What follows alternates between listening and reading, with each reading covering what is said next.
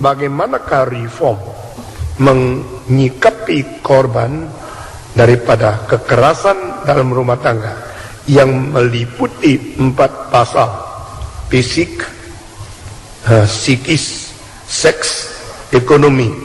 Istri yang dicerai karena KDRT boleh menikah lagi atau tidak?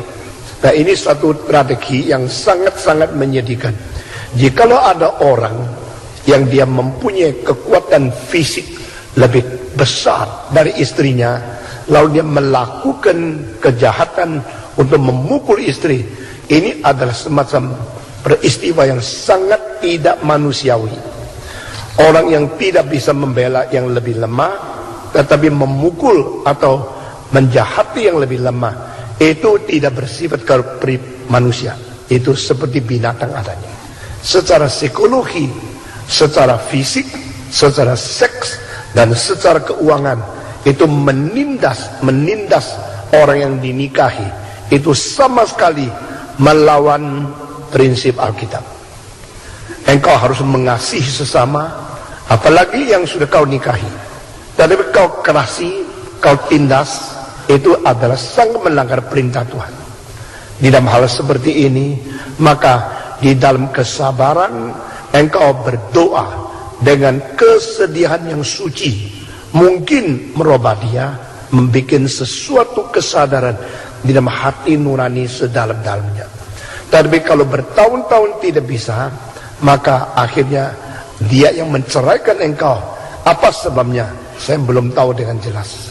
Ada pria yang mungkin dia kira dia sudah salah nikah, lalu dia sekarang benci kepada istri karena dia rasa inilah yang sesuatu yang mengganggu dan sebagainya, maka dia melakukan kekerasan dan sebagainya. Nah, orang ini harus bertobat. Dia harus mengetahui bahwa dia tidak pikul salib, malah dia menghina, menganiaya orang lain. Ini harus bertobat.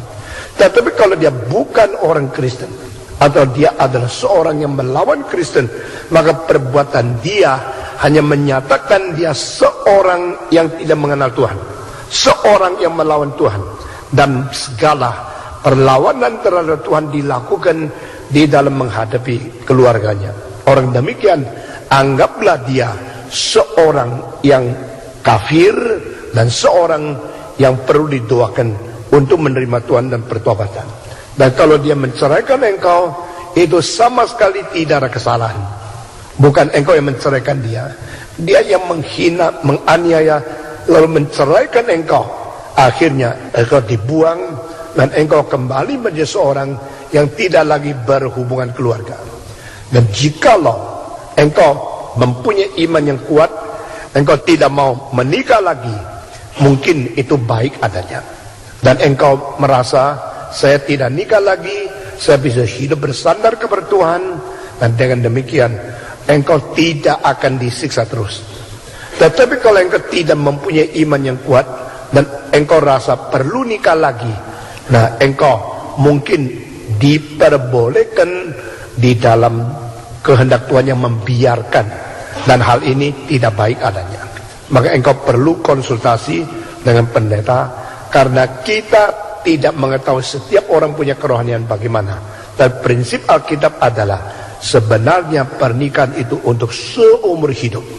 Jikalau ada orang yang tidak bisa, tidak nikah, akhirnya mau nikah lagi, kita tidak akan mencampuri kebebasan pribadi, dan kita memberikan prinsip Alkitab kepada dia, dan dia bertanggung jawab kepada Tuhan. Itu